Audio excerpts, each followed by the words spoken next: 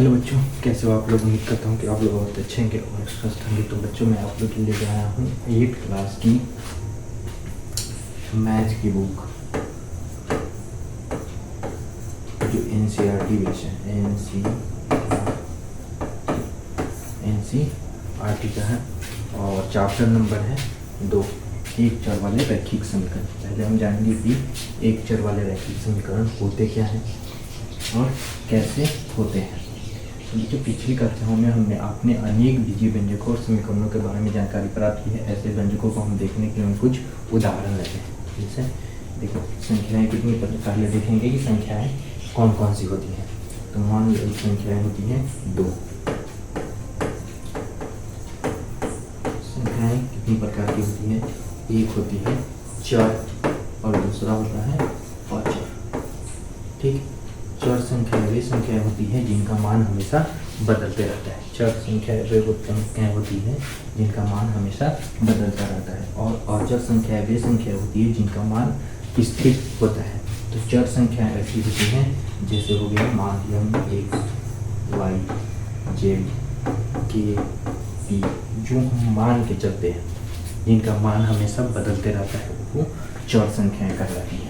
और अचर संख्या वे संख्या होती है जिनका मान स्थिर होता है, जो कभी नहीं बदलता। जैसे 0 हो गया, 1 हो गया, 2 हो गया, 3 हो गया, 4 हो गया और 5।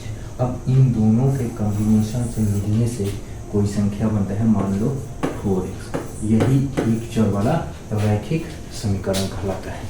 एक चर वाला रैखिक समीकरण। अब एक चर वाले रैखिक समीकरण में होता क्या है कि इसके अधिकतम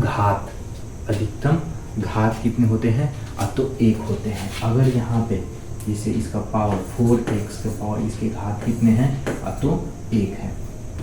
अगर इसका घात x के पावर 2 है तो ये एक चर वाला रैखिक समीकरण नहीं है। यहाँ पे लिखा है बीजीय व्यंजकों और समीकरणों के बारे में जानकारी प्राप्त की है। ऐसे व्यंजकों जो हमने देखे उनके कुछ उदाहरण जैसे हो गया 5x, 2x - 3। इसमें देखिए दो एक ही चर है, बाकी 2 अचर है। ये जो 2 है ये अचर संख्या है जो चर संख्या के गुणांक में है। इसको ऐसे बोल सकते हैं कि ये जो 2x है, ये 2 जो है चर के यानी x के गुणा में है, या फिर x जो है वो 2 के गुणांक में है। ठीक, तो ये सारी संख्याएं जो है ये एक रैखिक समीकरण है। समीकरण के कुछ उदाहरण जैसे 5x = 25, ये होता है 5x = 25। अब हमें चर का मान निकालना है। ये है एक रैखिक समीकरण। इसको ऐसे भी लिख सकते हैं कि 5x - 25 = 0। ऐसे भी लिखा जा सकता है। ठीक, तो अगर पूछा जाए कि चर का मान कितना होगा तो इसको हम क्या करेंगे? अब तो 5x - 25 = 0 है तो 5x को एक साइड रखेंगे और अचर संख्या को दूसरे साइड रख देंगे 0 की तरफ, जिधर हमारा अचर संख्या होता है। तो ये 0 और ये इधर आएगा तो +25 हो जाएगा। ठीक, अब ये होता है क्या है कि चर संख्या को यहीं पे छोड़ देंगे और ये अचर जो संख्या है इसके नीचे ले आएंगे। क्यों? क्योंकि ये जो है गुणांक में है, एक दूसरे के गुणांक में है। और इधर हमें क्या करना है कि अचर संख्या एक तरफ करनी है, चर संख्या एक तरफ करनी है। तो अचर संख्या इसके गुणा में है तो इधर आएगा तो भाग में हो जाएगा और ये कटेगा तो ये 5 होगा। तो x बराबर निकल के आ गया हमारा 5। यही हमारा x जो है चर संख्या है और चर संख्या का मान हमने निकाल दिया अचर संख्या 5। ठीक, तो समीकरणों के रैखिक समीकरण हमें ऐसे ही मिलते हैं। आपको याद होगा समीकरणों में संदेह बराबर का चिन्ह प्रयोग होता है। ठीक, समीकरण के कुछ उदाहरण आपको याद होगा कि समीकरणों में हमेशा क्या समता का मतलब समझ लो आप। समता का अर्थ होता है बराबर। समता का अर्थ होता है बराबर, दोनों तरफ बराबर करना। ये देखो 5x - 25 = 0, ये दोनों क्या है आपस में बराबर है। अब ये -25 जो है 0 की तरफ जाएगा तो ये प्लस में हो जाएगा। तो 5x = 25 हो जाएगा। ठीक, तो ये भी एक समीकरण है। तो ये बराबर जो है इसी को हम समता बोलते हैं। समता का अर्थ होता है बराबर। अब देखते हैं इन व्यंजकों में कुछ में एक से अधिक चर प्रयोग हुए हैं। उदाहरण के लिए 2xy प्लस 5 में 2 चर है। देखो अब आगे हैं कुछ ऐसे समीकरण दिए होंगे जैसे 2xy प्लस 5 इक्वल टू, ठीक। अब इसमें आपको एक x चर मिला है और दूसरा y चर मिला है। 2 चर एक साथ मिले हुए हैं, ये 2 चर इसमें एक साथ मिले हुए हैं। 2xy प्लस 5 में 2 चर है, तथापि हम अब समीकरण बनाने में केवल एक चर वाले व्यंजक ही प्रयोग करेंगे और जो व्यंजक समीकरण बनाने में लिखे जाएंगे वे ही रैखिक समीकरण होंगे। इससे तात्पर्य है, इससे हमें पता चलता है कि व्यंजकों में प्रयोग होने वाले चर की अधिकतम घात 1 होगी, ठीक। कोई भी समीकरण ले ले, अगर उसका घात अधिकतम 1 है तो वह रैखिक समीकरण कहलाएगा, ठीक। ये रैखिक समीकरण नहीं हो सकते। कौन सा? अभी आपको हमने बताया 4x का पावर, तो ये रैखिक समीकरण नहीं हो सकती क्योंकि इसका अधिकतम घात कितना है? 2 है। अब हम समीकरण में केवल एक चर वाले व्यंजकों का ही प्रयोग करेंगे। ऐसे समीकरण एक चर वाले रैखिक समीकरण कहते हैं। पिछली कक्षा में जिन सरल समीकरणों को आपने हल करना सीखा है वे इसी प्रकार के थे। जैसे मान लो, अब हमें देखो ये सारी चीजें हमने पिछली कक्षा 2nd क्लास में पढ़ चुके हैं, ठीक। अब समीकरण जो होता है वो, चलो मान ले लिया कि हमने ये समीकरण लिया 2x लिखा हुआ है उस पर -3 इक्वल टू 7, ठीक। ये एक समीकरण है, ये पूरा एक समीकरण है, इसको हम लोग समीकरण बोले। इसमें होता गया है ये 2 और 3 और 7 ये अचर संख्या है। ये क्या है? अचर संख्या। ये निश्चित है, ये कभी बदलेंगी नहीं। लेकिन ये 2x के गुणांक में देखिए एक दिया है x, ये कौन सी संख्या है?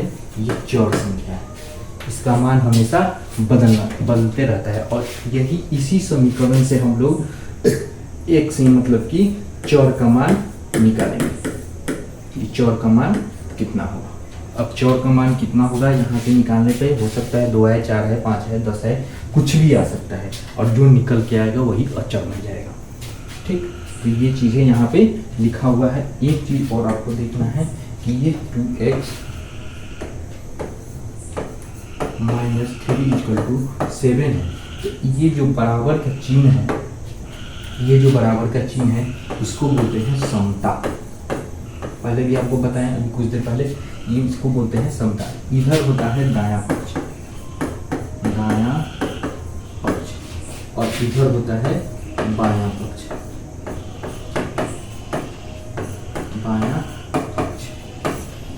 ठीक, बराबर उस साइड वाले को दायां पक्ष, जिसको राइट साइड बोलते हैं, राइट साइड, और इसको बोलते हैं लेफ्ट साइड। ठीक, ये हो गया समता। इस बराबर को बोलते हैं समता और इधर वाले को, राइट साइड वाले को दायां पक्ष और लेफ्ट साइड वाले को बायां पक्ष। यही चीज यहाँ पे बताया है। अगर शॉर्ट में लिखें तो इसको RHS लिख सकते हैं और इसको LHS लिखेंगे। ठीक, अब बच्चों आते हैं आगे समीकरण हल करना जब दोनों ही पक्षों में चर उपस्थित हो।